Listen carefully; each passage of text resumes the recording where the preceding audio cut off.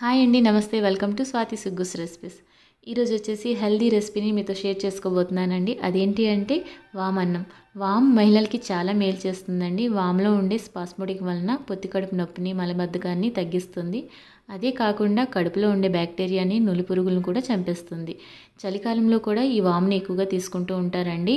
వాము శరీరానికి వేడి చేస్తుంది కాబట్టి ఈ చల్లదనానికి మనకి జలుబు, దగ్గు లాంటివి వస్తూ ఉంటాయి కదా, అది తగ్గే అవకాశం కూడా ఉంటుంది. మరి ఈ రెసిపీ ఎలా ప్రిపేర్ చేసుకోవాలో చూసేద్దాం పదండి. ముందుగా స్టవ్ పైన వెడల్పాటి బాండి పెట్టుకోవాలండి. 4 టేబుల్ స్పూన్ల వరకు ఆయిల్ యాడ్ చేసుకోవాలండి. ఈ రెసిపీ వచ్చేసి నువ్వుల నూనెతోటైనా చేసుకోవచ్చు. అలానే ఇందులో మెయిన్ ఇంగ్రీడియంట్ మరొకటి, అదేంటి అంటే వెల్లుల్లి కూడా ఒక 2 టేబుల్ స్పూన్ల వరకు తీసుకొని చిన్న ముక్కలుగా కట్ చేసుకొని ఇందులో యాడ్ చేసుకోవాలి. వెల్లుల్లి చిన్న మంటలో గోల్డెన్ కలర్ వచ్చినంత వరకు ఫ్రై చేసుకోవాలండి. వెల్లుల్లి కూడా మన హార్ట్ ఆరోగ్యంగా ఉంచడానికి చాలా బాగా యూజ్ అవుతుంది. ఇలా చక్కగా గోల్డెన్ కలర్ వచ్చినంత వరకు ఫ్రై చేసుకున్నాక ఇందులో ఇప్పుడు ఒక 5 ఎండుమిరపకాయలని ముక్కలుగా కట్ చేసుకొని వేసుకోవాలి. మనం తినే కారానికి తగ్గట్టు వేసుకోవాలన్నమాట. అలానే ఇందులో నేను చల్లమిరపకాయలని యాడ్ చేసుకున్నానండి. ఒక 3 చల్లమిరపకాయలని కట్ చేసుకుని ఇందులో వేసుకున్నాను. టేస్ట్ బాగుంటుంది. మీరు చల్లమిరపకాయలు వేసుకున్నట్లయితే ఎండుమిరపకాయలని కాస్త తగ్గించి వేసుకోవాలి.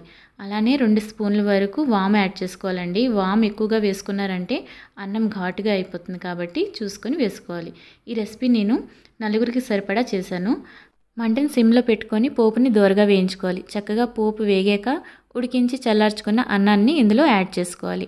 అన్నం వేసుకున్నాక రుచికి సరిపడా ఉప్పు వేసుకొని పోపులో ఈ అన్నం బాగా కలిసేటట్టు కలుపుకోవాలి.